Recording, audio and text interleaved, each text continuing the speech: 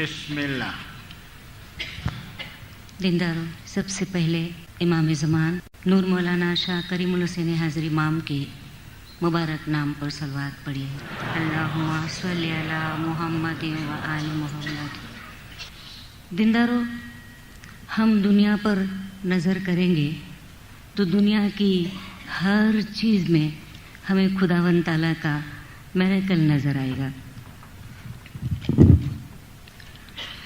खुद खुदा कुरान शरीफ में हमको फरमाता है कि हर चीज़ खुदावंद ताला ने दुनिया के अंदर, चाहे वो ज़मीन की है चाहे वो आसमान की है। आप सूरतुर रहमान को पढ़े, और सूरतुर रहमान जो कुरान शरीफ का एक चैप्टर है, इसमें खुदावंद ताला ने दुनिया की सारी चीज़ों को बयान करते हुए हर दूसरी तीसरी आयत में खुदावंद ताला ने तमाम इंसान को चैलेंज किया है कि फबी अय्यि आलाइ रब्बिकुमा तुकज़्ज़िबान। आप बताओ कि खुदावंद ताला की कौन कौन सी रहमतों को, कौन कौन सी नियमतों को आप झुटलाओगे या आप डिनाय करोगे।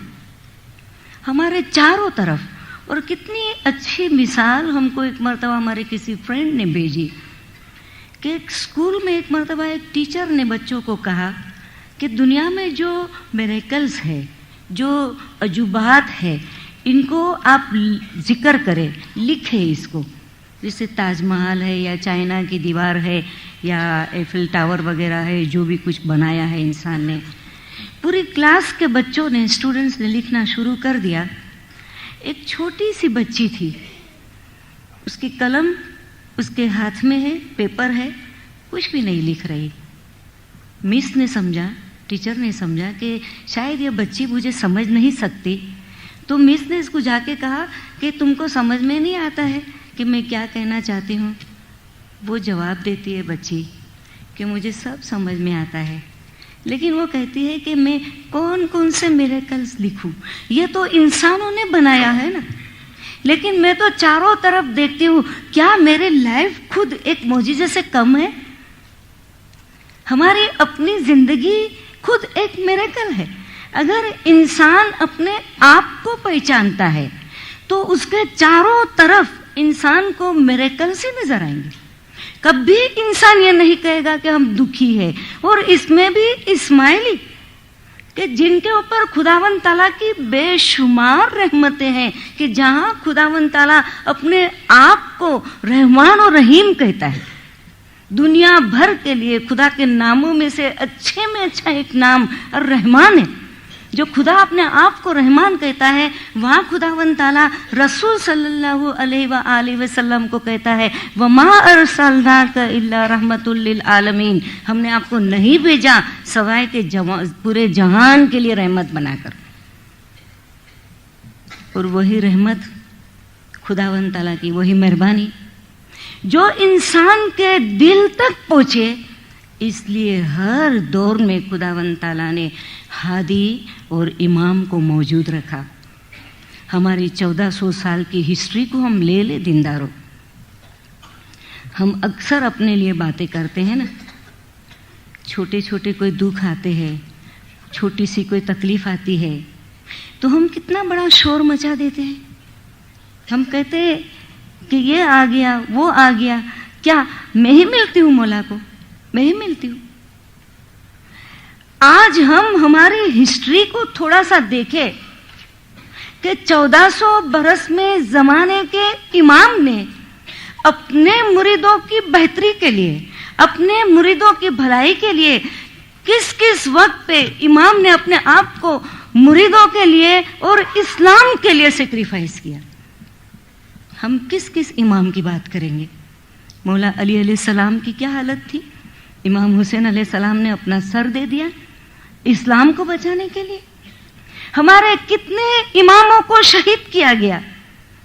बहुत दूर की बात भी नहीं है, हजरत इमाम खलीलुल्लाह अलैहिस्सलाम के जिस्म के टुकड़े टुकड़े कर दिए गए। किनके लिए? इमाम ने अपने आप को क्यों कुर्बान किया? इस्लाम के खातिर, मुरीदों की बेहतरी के खातिर। और क्यों नहीं करते? क्यों नहीं करते? हम हमेशा शायराना तौर पर भी हम जाते हैं तो लोग महफिल में शमा की तारीफ करते, परवाने की तारीफ करते और कहते हैं कि भाई परवाने अपनी जान कुर्बान करते कहते। लेकिन अगर शमा नहीं जलती तो, अगर दीपक जलता नहीं, दिया जलता नहीं, तो परवाने कैसे अपनी जान उनके ऊपर कुर्बान करते। इमाम खुद मोमिनीन के लिए काम करते हैं। इमाम खुद मोमिनीन के ऊपर अपनी बेशुमार रहमतें, शफकत और मोहब्बत जताते हैं। और क्यों नहीं जताते?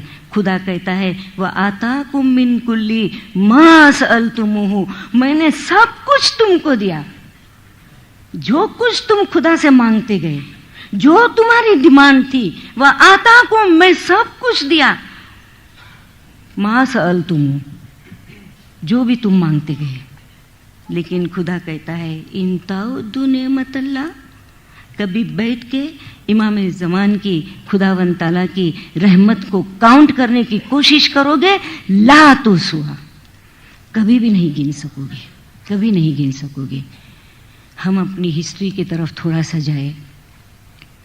आज हमारे बच्चों को पता नहीं, हमारे जो यूथ हैं, हमारी जो नई जनरेशन है, इनको नहीं मालूम कि हमारे फोर फादर्स क्या थे, कैसे थे।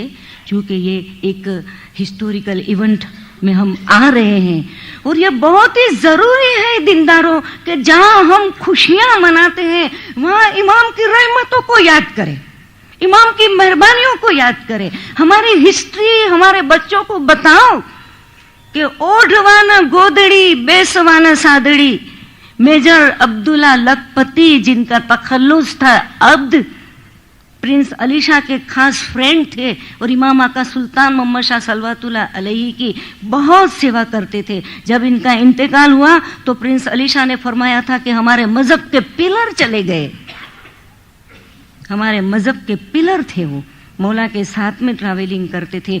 खोजाओं की हिस्ट्री, क्योंकि वो एक पोएट भी थे, शायर भी थे, कवि थे, इन्होंने खोजा की हिस्ट्री को अपनी कविता में गुजराती के अंदर बंद किया है कि खोजा उठाओ बोझा कही, खोजाओ ने संबोध था, घोर कब्रस्तान में खोजाओ जय ने खोदता।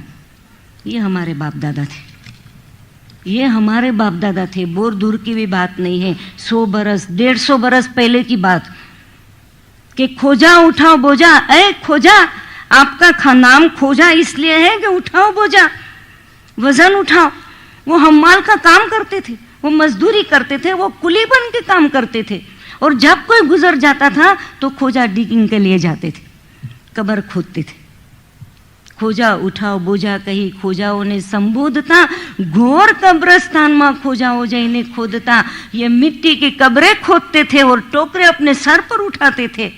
ओढ़वा न गोदड़ी न बेसवा ने सादड़ी, आजे मोटर महल ने सिर पर सुनहरी पागड़ी। ओढ़ने के लिए कंबल नहीं, गोदड़ी नहीं, बैठने के लिए चटाई नहीं, आज हर एक के सिर के ऊपर सुनहरी पगड़ी है। जब मौला के पास दरबार में जाते हैं, लीडर्स पहनते हैं ना ट्रेडिशनल झब्बा और सर के ऊपर सुनहरी पगड़ी पहनते। आंगणीए शोभती अंगूठियो हीरा जड़ी, कोना प्रताप छे बेसी विचारो बेगड़ी। आज हर एक के उंगली के अंदर हीरे की अंगूठियां होती है। बैठ के सोचो तो, थोड़ा सा सोचो, किसकी वजह से हुआ है? साफ कही दऊं छू सबक खाना बादना, खोजा तणी प्रगति थई प्रताप आगा खान। मैं साफ साफ अल्फाज में बयान करूं कि ये खोजे आज दो दुनिया के अंदर इतनी तरक्की किए हैं, ये सिर्फ और सिर्फ हाज़िर इमाम की मेहरबानी की वजह से। जो मौला ने खाना आबाद फरमाते फरमाते इनके घरों को आबाद किया, इनको सुख में लाए, इनको सुकून में लाए। 1899 में जब फर्स्ट विज़िट मौला की अफ्रीका की तरफ हुई थी, ज़ंज़ीबार, और इसके बाद में मौला केन्या, मोम्बासा इस तरफ भी आए हुए थे, टांजानिया की तरफ गए। जमात की जो उस वक्त हालत थी, मौला ने वहाँ पर जमातों को फरमाया कि आपको यहाँ किस तरह इस कंट्री में रहना है। मौला ने फरमाया देखो ये हिंदुस्तान नहीं है, ये हिंदुस्तान नहीं है। मौला ने फरमाया आप यहाँ आए हो, ये कंट्री ऐसी है, या अलग अलग किस्म के कीड़े हैं ज़मीन के अंदर, कभी आपके पैर में लग जाएंगे, आप सॉक्स पहना करो, आप जूते पहना करो। आज हमारे बच्चों को बताओ कि इमाम मुरीदों के साथ में ऐसी बातें करते थे, एक दुनियावी माँ बनकर, एक दुनियावी माँ बनकर, या अली अना व अंत अबवा हाज़िहिल उम्मा, हम इस उम्मत के या अली माँ और बाप हैं। आप खाना किस तरह पकाओ, आपको वेजिटेबल किस तरह धोना, आपको गोश्त किस तरह धोना, आपको चाय किस तरह बनाना, इमाम जमात के बीच में लेक्चर देके जमात को बता रहे। आप कैसे कपड़े पहनो, आपको अगर बीमारी है तो वैक्सीनेशन लो। अगर आप डरते, मौला ने फरमाया घर में घुस गए, तो मौला ने फरमाया देखो वैक्सीनेशन नहीं लोगे तो बीमार पड़ोगे। याद रखो, हमें कोई 100 मरतबा तलवार से भले जख्मी कर दे, लेकिन हमारे मोमिनीन को थोड़ी सी भी तकलीफ आती है तो हम बर्दाश्त नहीं कर सकते। मौला ने फरमाया हम सहन नहीं कर सकते। मौला फरमाते अगर आपको ऐसा लगता है तो हम पहले वैक्सीनेशन डलवाते, और इमाम डलवाते थे, इमाम डलवाते थे। जमात को मौला फरमाते थे इधर रहो, वापस नहीं जाना, वापस नहीं जाना, इस कंट्री में रहो, यहाँ आबाद हो। और मौला आते रहे, एक एक चीज जमात को बताते रहे और जमात की फिक्र करते रहे, दुनिया भर की जमात की फिक्र करते रहे। मौला को खुशी कब होती है और मौला को दुख कब होता है, हम अपना सोचते हैं ना दीनदारों। थोड़ा सा टाइम निकालिए, थोड़ा सा वक्त निकाले, सोचिए इमाम कब खुश होते हैं और इमाम कब दुखी होते हैं। बहुत से दीनदार अभी भी मौजूद होंगे ऐसे जिन्होंने इमाम की आंखों में आंसू देखे होंगे। 1905 इसी नैरोबी जमात की बात है। 1905 की सेकंड विजिट थी अफ्रीका की मौला की। जमात में बहुत बड़ा रूहानियत का फरमान मौला ने फरमाया, और उस फरमान फरमाने के बाद में जिसमें मौला ने इबादत बंदगी, आपके गुनाह कैसे माफ़ हो, किस तरह आगे बढ़ना, बहुत बड़ा फरमान फरमाया। नैरोबी की जमात में मौला ने फरमान फरमाया। और उस वक्त शेठ अली दीना विश्राम, जो शेठ कहलवाते थे, और अभी भी शायद इनकी जनरेशन में से कोई होगा, हमें पता नहीं, मौला के पास खड़े हुए, मौला के पास खड़े रहकर, और इन्होंने अर्ज किया कि खुदावंद ने अपने रूहानियत के बारे में इतना फरमान फरमाया, मैंने जमात का कभी दिल दुखाया होगा, मैं मुझसे कभी गुनाह का कोई काम हुआ होगा, दसों में मेरी कोई भूल चूक हुई होगी, मौला मेरे ये गुनाह माफ़ कैसे हो। अब इतनी बात मौला के पास की है और इमाम जमात के बीच में सीरियस हो गए, संजीदा हो गए। इमाम की आंखों में आंसू है, क्योंकि उस वक्त माइक सिस्टम नहीं था।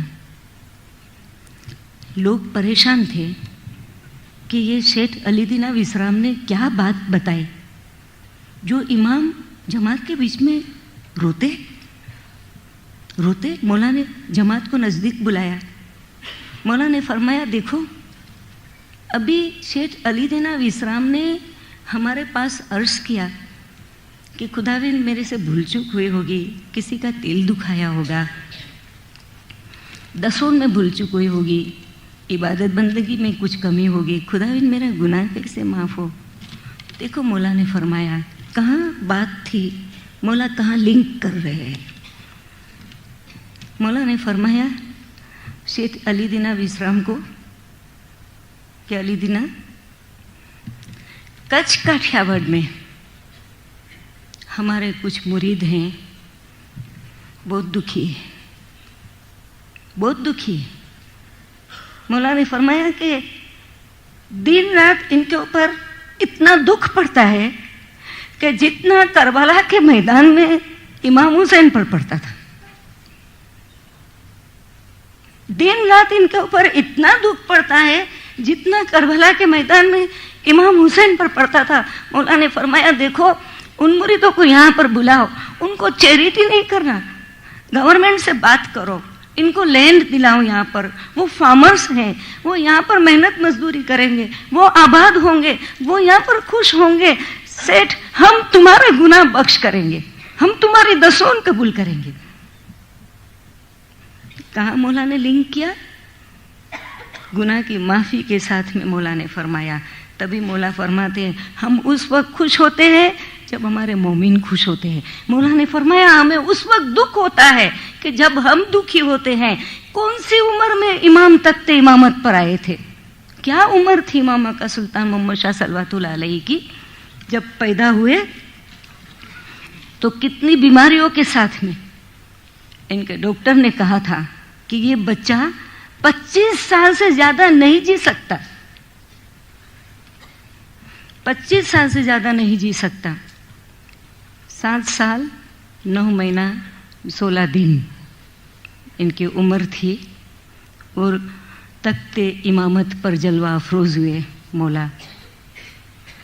इतनी छोटी उम्र में उस वक्त जो इस्माइली के दुश्मन थे, जो इस्माइलियों से नफरत करते थे, बड़े खुश थे। कहते थे देखो अभी ये छोटा बच्चा इनका इमाम बना है, देखते अभी इस्माइलियों की हालत क्या होती है, अभी क्या होती है। पहला दिन था, क्योंकि ये इमामत का मौका है, इसलिए इन बातों को याद करना ज़रूरी है। बहुत से लोगों को मालूम है, लेकिन याद करने से हमें पता चलता है कि हम पर कितनी इमाम की रहमत है। पहला दिन था जमात में और मौला अपने अंकल इमाम आका जंगी शाह का हाथ पकड़ के जमात खाने में आए। तख्त पर बैठे हैं और उस वक्त आप फोटोग्राफ में देखें तो बड़े बड़े लंबे ट्रेडिशनल ड्रेस और दाढ़ी वाले, ऊपर पगड़ी वाले हमारे बुजुर्ग खड़े हैं। लोग देखने के लिए रश कर रहे हैं कि इतना छोटा बच्चा हमारा इमाम है। लोग जा रहे हैं देखने के लिए, रश हो रहा है। तो बुजुर्गों ने कहा कि भाई रश नहीं करो पांजो, अब आगो नींदो है, घबराए वेंदो। हमारा इमाम छोटा है, घबरा जाएगा, आप रश नहीं करो। मौला खड़े हो गए अपने तख्त के ऊपर और मौला ने फरमाया अरे जमातों में छोटा नहीं समझो। एक 8 साल की उम्र का बच्चा जमात में उठ के बुजुर्गों के बीच में खड़ा रहकर कहता है और अली नबी के नूर की बात करता है, अजल के नूर की बात करता है और कहता है कि आप हमको छोटा नहीं समझो, हम अली और नबी के नूर है। और कहां से कहां जमातों को पहुंचाया। 25 साल फोरकास्ट किया था मौला। 80 इयर्स की अपने बर्थडे जमात के साथ में मनाया मौला ने। दुनिया भर की जमात को मौला ने अपने 80वें सालगिरह के मौके पर एक मैसेज भेजा था कि हमने हमारी ज़िंदगी हमारे रूहानी बच्चों के भलाई के लिए खर्च की है, डेडिकेट की है। और मौला ने काम किया जमातों के लिए, कहाँ से कहाँ जमातों को पहुँचाया। उस ज़माने में भी लोगों को तकलीफ़ हुआ करती थी, तो मौला ने फरमाया कि भाई आपको इतनी तकलीफ़ है, पैसे नहीं है, देखो हम नहीं चाहते कि आपको मच्छर मॉस्किटोज बहुत ज़्यादा थे। मौला ने फरमाया आपको मॉस्किटो काटेगा, आप बीमार पड़ जाओगे। अगर पैसे नहीं है तो मौला ने फरमाया हमारे 10 के पैसे से बनाओ मच्छरदानी, लेकिन इसके अंदर सो। कितनी रहमत मौला की, क्या क्या हम जिक्र करें और कैसे जिक्र करें, कभी नहीं कर पाएंगे, कभी नहीं कर पाएंगे। एक जिंदगी क्या दिनदारो, अगर कयामत तक जिंदगी लेते रहेंगे और हर दम पे शुक्राना अदा करेंगे, मौला का शुक्राना अदा नहीं हो सकेगा, कभी नहीं हो सकेगा। इन तउद्दु निअमतल्लाह ला तुसूहा, अगर इसकी रहमत को गिनने की कोशिश करोगे तो नहीं गिन सकोगे, कभी नहीं गिन सकोगे। छोटे छोटे काम करने वाले को भी मौला नहीं भूलते, इनको भी नवाजते हैं। और किस हद तक नवाजते हैं मौला, तो जमात में से हर किसी को मालूम है, हर किसी को मालूम है। मौलाना हाज़िर इमाम तख्त पर जब जलवा अफरोज हुए, मौला ने सबसे पहले जो जमातों को मैसेज भेजा वो यही भेजा कि जिस तरह हमारे दादा जान ने अपनी ज़िंदगी इस्माइली कौम के लिए, अपने मुरीदों के लिए वक्फ की है, खर्च की है, डेडिकेट की है, मौला ने फरमाया इसी तरह हम भी हमारी ज़िंदगी हमारे रूहानी बच्चों के लिए खर्च करेंगे। ये मौला ने वादा किया था जब तक पर आए 57 में।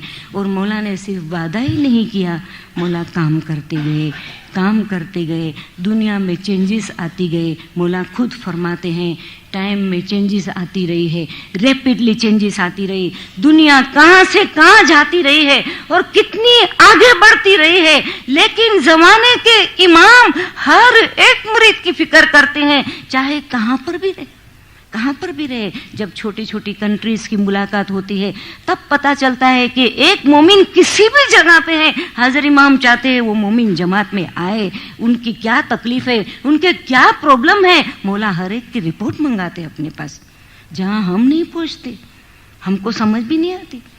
हाजिर इमाम इतना काम करते हैं, इतना काम करने के बाद बेशुमार रहमतें और नेमतों के बाद में भी अगर हाजिर इमाम खुद अपने आप को सवाल पूछे तो हम अपनी क्या बात करें।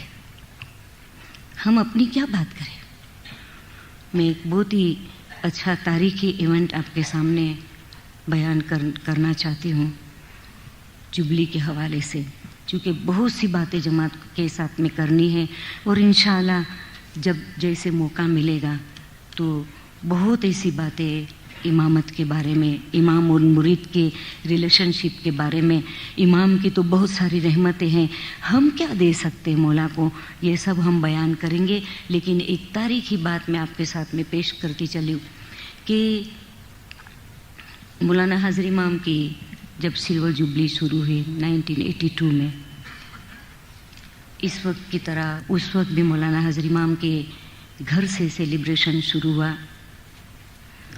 दुनिया भर के हमारे नेशनल प्रेसिडेंट्स, इनके स्पाउसेस वहाँ पर आए हुए थे। 10 और 11 जुलाई को मौला के यहाँ प्रोग्राम था, 10 जुलाई को रात को डिनर था और 11 जुलाई सुबह मौलाना हाजिर इमाम के घर पे दरबार था, और जहाँ ये सारे हमारे प्रेसिडेंट्स के बेगमात के साथ में ट्रेडिशनल अपने जब्बे में और पगड़ी में मौला के हुजूर में मौजूद थे। मौला के फैमिली के, नूरानी फैमिली के मेंबर्स भी मौजूद थे। मौलाना हाजिर इमाम के साथ में बेगम सलीमा, प्रिंसेस ज़हरा, प्रिंस रहीम, प्रिंस हुसैन, प्रिंस अमीन मोहम्मद, प्रिंसेस यास्मीन, माता ताजुद्दौला और माता सलामत वहाँ पर मौजूद थे। प्रिंस सदरुद्दीन नहीं पहुँच सके थे, कुछ बीमार थे, इस वजह से नहीं आए थे। दुनिया पूरी के तरफ से और तमाम लीडर्स की तरफ से दीवान सर इबू पीर भाई खड़े हुए और मौला के हुजूर में मौला की जो रहमतें हैं, जो मेहरबानियाँ हम पर, इनका जिक्र करना शुरू किया। स्पीच थी तैयार की थी और जैसे स्पीच की शुरुआत की तो कर नहीं सकते थे, एक सेंटेंस पढ़ते थे, खड़े रह जाते थे, रोते थे, और सब के सब सारे लीडर्स जो वहाँ पर मौजूद थे छोटे बच्चे की तरह रोना शुरू किया। दीवान इबू पीर भाई पूरे कांप रहे थे, स्पीच पढ़ नहीं सकते थे। क्यों? वही खुदा का चैलेंज है कि इन तउद्दु नेमत अल्लाह ला तुसवा, अगर काउंट करने जाओगे मौला की रहमतों को कभी नहीं कर सकोगे, कभी भी नहीं कर सकोगे। बड़ी मुश्किल से बार बार माफ़ी मांगते थे कि मौला नहीं कर सकता हूँ। बड़ी मुश्किल से जूं तू करके स्पीच को कंप्लीट किया। मौलाना हाजिर इमाम जब इनके जवाब में स्पीच देने के लिए खड़े हुए तो मौलाना हाजिर इमाम ने जैसे स्पीच की शुरुआत की तो मौला ने फरमाया कि आज से 25 साल पहले हमारे दादा के विल के मुताबिक आज हमें अपने आप को क्वेश्चन करने का दिन है। आप देखें मौला इतने बड़े तारीखी इवेंट पे मौला फरमाते हैं कि आज हमें अपने आप को सवाल करने का दिन है कि क्या हमने हमारे दादा जान की विल के मुताबिक जमात के लिए काम किया है या नहीं। मौला की आंखों में आंसू, सब रो रहे हैं वहां पर। तीनों बच्चे उम्र में छोटे थे। प्रिंस हुसैन 8 साल के थे, प्रिंस रहीम 11 साल के थे, प्रिंसेस ज़हरा 12 साल की थी। तीनों सकता गए, एकदम से हैरान हो गए कि इतने बड़े बड़े लोगों को रोना क्यों आता है? बोले मम्मी रो रही थी, डैडी रो रहे थे, क्या बात है? बच्चे पूछ रहे। मौला ने फरमाया कि हम जब इमामत पर आए, मौला ने फरमाया दुनिया भर में क्राइसिस, दुनिया भर में क्राइसिस थे। मौला ने फरमाया बांग्लादेश, ढाका में हुआ, बर्मा में हुआ, अफ्रीका में हुआ। हाजिर इमाम फरमाते गए एक एक जगह का नाम, शायद हम लोग के ज़हन में वो हिस्ट्री आती गई कि किस किस तरह मोमिनीन के ऊपर तकलीफ आई है और मौला ने किस तरह इनको बाहर निकाला है। हम कभी नहीं समझ पाएंगे, कभी नहीं समझ पाएंगे कि इमाम की कितनी मेहरबानी हम पर है, कि कहां कहां इमाम अपनी रहमतें पहुंचाते हैं। मौला ने फरमाया कि इतनी क्राइसिस में हमारी जमात थी, लेकिन आज इमाम फरमाते हैं कि हम ये कह सकते हैं कि आज हमारी हिस्ट्री में इतनी क्राइसिस नहीं है। मौला ने फरमाया कुछ कंट्रीज के नाम दिया, मौला ने फरमाया आज वहाँ जगह वो नहीं है, आज वो जगह है भी तो वहाँ पर अच्छी जगह बन गई है, मौला ने फरमाया। और इस तरह मौला ने अपना आगाज़ किया। आज और 25 साल पूरे हो रहे हैं, हम देख रहे हैं कि कहाँ से कहाँ दुनिया को मौला लेके जा रहे हैं। कितने इंस्टीट्यूशंस हमारे बन गए कि दुनिया हैरान है, दुनिया हैरान है कि इस्माइली कम्युनिटी का काम इतना आसान कैसे हो जाता है, किस तरह हो जाता है। इमाम की रहमत है, इमाम की ब्लेसिंग्स है।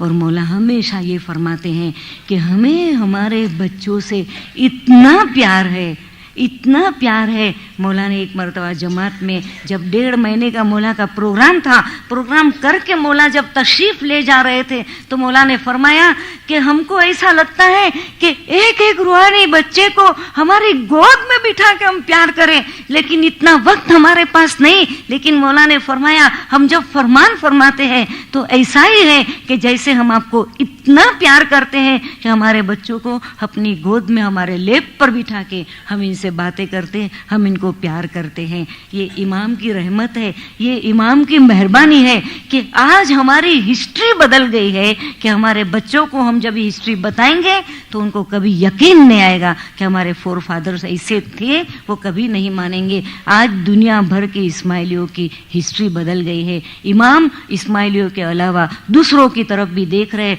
क्योंकि वो तो दुनिया में सूरज की तरह है। लोग इसको पहचाने या नहीं पहचाने, वो तो नूर है और वो तो हर एक के लिए है, इसलिए उसको दुनिया की फिक्र है, वो सबके लिए काम कर रहे हैं। हम नसीबदार है इस्माइली के ज़माने के इमाम की रहमत में है, इनकी मेहरबानी में है, इनकी शफ़क़त में है। सिर्फ इमाम की रहमत लेकर बैठना नहीं है दीनदारों, हमको शुक्राना अदा करना है, मौला का शुक्राना अदा करना है। किस तरह शुक्राना अदा करेंगे? वो क्या अमल करे, क्या दई गुर ने संतोषिए अने कैसी ते कीजिए सेव।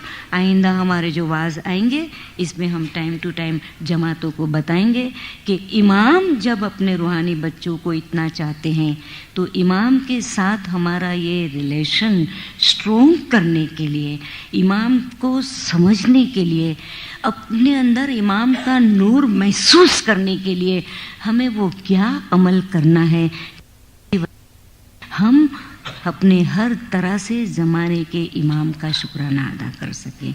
मैं यहाँ पर मेरा वाज आज कंप्लीट करती हूँ। इंशाअल्लाह आपके सामने वक्तन फ़रवक्तन आते रहेंगे और बहुत सी बातें आपके साथ में शेयर करते रहेंगे। आपने बहुत खामोशी से सुना, मैं शुक्रिया अदा करती हूँ हर एक का। मौलाना हाज़िर इमाम गज जमात को सुखी सलामत आबाद रखे, गज जमात का ईमान सलामत रखे, गज जमात को हकीकी समझ अता करे, अपने दीदार में रखे। सलवात पढ़े।